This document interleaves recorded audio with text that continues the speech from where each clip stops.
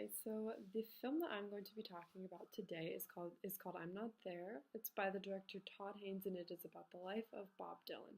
So to give a very brief bio on Bob Dylan got started playing in the early 60s around Greenwich Village.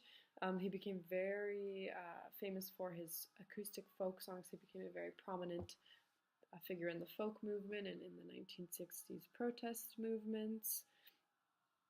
So around the mid 60s, he decides to go electric and go towards more of a rock and roll direction. A lot of his fans resent him for this and they call him a traitor and such, which can be seen throughout the movie. And he he really did stick to this style, though, to this style of music. And then throughout the mid 70s, he decides that he's a born again Christian and comes up with a lot of gospel and Christian music. And in the late 70s, he has a very painful divorce from his wife, Sarah, which is pretty much the extent of which is covered in the movie. So, in the interest of time, I'm going to be talking about three of the six characters in the movie. So, I'll be talking about Woody Guthrie, Jude Quinn, and Arthur Rimbaud. So to start with the character of Woody Guthrie, so Woody Guthrie is not actually the famous singer Woody Guthrie. He's an 11-year-old boy who goes around who goes around calling himself Woody Guthrie. This character is meant to represent Bob Dylan's childhood obsession with Woody Guthrie. Bob Dylan did cite Woody Guthrie as an influence for pretty much the rest of his life, but uh, Woody Guthrie was probably one of his first inspirations. So this character also has, the words "This machine kills fascists" written on his guitar, just as Woody Guthrie did, and he also visits Woody Guthrie in the hospital, just as Bob Dylan did. So he's kind of like a cross between these two poets or musicians, if you will. Um, so this character can be seen with both diegetic and non-diegetic music.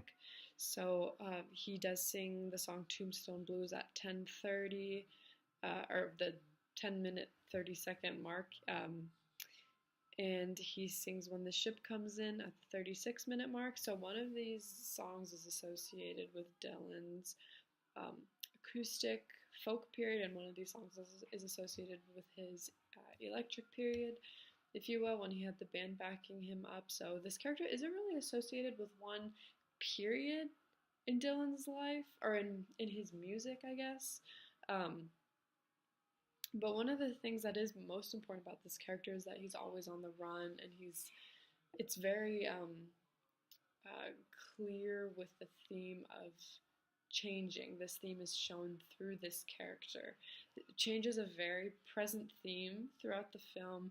So, for example, with this character, Woody Guthrie, he is first seen in the movie freight hopping. He lives with one family, and he leaves and freight hops again, and he ends up living with another family, and he eventually has to run away from this home because the family receives a call saying that he's a juvenile fugitive who's on the run. And this isn't representative of Dylan in the most obvious sense, but Dylan was kind of on the run, like metaphorically, throughout his entire life. It's very hard to define him. It was very hard for his fans to follow him. People didn't really understand him at a lot of the times. Which is shown with this anger that his fans expressed at him when he decided to change his music and go towards more of a rock direction, which is shown in the character of Jude Quinn. And Jude Quinn is the most obviously Dylan-esque character in the fact that, he has very similar mannerisms as Bob Dylan. He's very rude and arrogant, and he looks like Bob Dylan. Very Dylan-esque character in nature. And this character, as I said before, is strongly associated with Bob Dylan's decision to move away from folk music. There's even a scene that's recreated from a D.A. Pennebaker documentary titled "Don't Look Back," where there's all these angry Bob Dylan fans saying that he has this corny band behind him and that he's conforming to this popular taste, but that's not who he really is. He's fake, he's a traitor, he's this, he's that. So a lot of the scenes are, a lot of the scenes that are associated with this character were actually recreated and based on incidents that happened in Bob Dylan's real life. So, for example, there's an incident where someone in the audience shouts Judas because they think that Bob Dylan has betrayed the folk movement and that he's betrayed his fans and that sort of thing. There's an incident where he's booed at the Newport Folk Festival that's recreated in the film. And this character also highlights the many issues that Bob Dylan had with the press. So, for example, there's an argument that Bob Dylan has with a reporter at around like the 1 hour, 5 minute mark. And this is, again, recreated from the D.A. Pennebaker documentary where Dylan is kind of verbally attacking this reporter from Time magazine. And of course, everything is amplified, I guess, for entertainment. So in reality, in the documentary, Bob Dylan did kind of back off towards the end of the argument, which is shown in the documentary. But in the movie, he gets out of the car and he's all angry and flustered with this reporter and things like that, saying that, he's not really a folk singer, but this reporter is definitely going to call him a folk singer in his article. And, he's saying that journalists just don't print the truth and all of these things. And again, this character, as far as what type of music he's associated with, is strongly diegetic music for the most part. He's shown singing songs that Dylan sang when he moved away from folk music and more towards rock music. So one example of this is that around the 46-minute mark, Jude Quinn sings the song Maggie's Farm to the horror of all of his fans. And this song was released on Bob Dylan's album Bringing It All Back Home, which was the first album that he did that was half acoustic and half electric, which really was the album that kind of turned all of his fans against him. So the next character that I'm going to discuss is Arthur Rimbaud.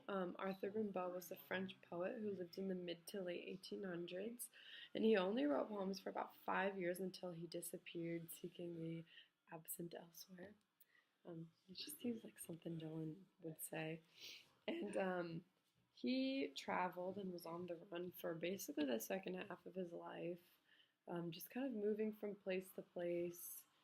So, but the character, of course, is molded to fit Bob Dylan more clearly. So he says things that Bob Dylan has written in his songs or he's written in letters or interviews, things like that. And one of the things that I found the most interesting about Arthur Rimbaud when I did research on him is that it's believed that he was very indifferent towards his work. He didn't have this great attachment to his work, and this is exactly the attitude that Bob Dylan seems to have in his work. So there's a press conference that Bob Dylan did in 1965, which is actually recreated in the film. And the reporters are asking Bob Dylan if he has this grand meaning behind all of his songs and his poetry, and he just responds, "Well, do you?" And it kind of just shows his just general attitude towards his work and his kind of indifference and his just like lack of caring. And there's even like in the real Time magazine argument that he had with the reporter, he tells him, there's no reason why I write what I write. I just write it for no particular reason. And he doesn't seem very passionate about his work. He doesn't seem like he cares if people like his work. Obviously he doesn't do what pleases his fans, because if he did, he wouldn't do rock music. He would do folk music. He kind of just writes because, like, for no reason. He just writes because that's what he does. In the film, at one point, the reporter in the argument when it's recreated, the reporter asks him, "Do you even care what?" This is to Jude Quinn. Sorry. The reporter asks him, "Do you even care what you're saying?" And he just responds, "Well, would you ask the Beatles that?" You know, he doesn't really directly answer these questions. He doesn't care about how he comes across or how people perceive him or how he looks, because I think at the end of the day, that's just not what's going to make him happy. And you know, one of the other interesting things about this Arthur Rimbaud character is that he's scattered at different points throughout the film, and they seem quite random, you know, when you're just watching the film for the first time. But this Rimbaud character, he relates the characters to one another. There's a letter that Bob Dylan wrote called "Advice to Geraldine on Her Miscellaneous Birthday," and the letter's very long, but the movie takes it and it titles it, and this is said by Rimbaud at about 1 hour and 27 minutes. And the movie takes this and titles it "Seven Simple Rules for a Life in Hiding." And it's again consistent with the theme of all the characters are hiding from something. You know, I feel like Bob Dylan was always searching for something, and that's why he was always changing. He was never content with where he was at. And that's kind of something that can be seen throughout the film, as all of these characters are searching for something. You know, Woody Guthrie is searching for a place to stay. Jude Quinn seems like he's just trying to find himself and find his style of music. And I mean, with the other characters that I did not mention, they're trying to fix their marital problems. They're trying to find themselves religiously. And this Arthur Rimbaud character is kind of what links the characters to one another throughout the film. But the other thing that links them together is just Bob Dylan. And interestingly, the dialogue that comes out of this Arthur Rimbaud character is all things that the real Bob Dylan said. And they're not really, I mean, they are dramatized, but Rimbaud just says them as dialogue. And the music of Bob Dylan, of course, is what links. That's the only thing that's consistent with these characters. That's the only thing that brings them together. And I think that that does make the film more biographical than it may seem when you just watch the film for the first time and it just appears as total fantasy and it makes absolutely no sense and you don't know what you just watched. But the film is very biographical. It highlights major events in Dylan's life that are, of course, dramatized for entertainment. But the film is very much, I think, more biographical than it appears. And the one thing that links them all together is the music and the life, of course, of Bob Dylan.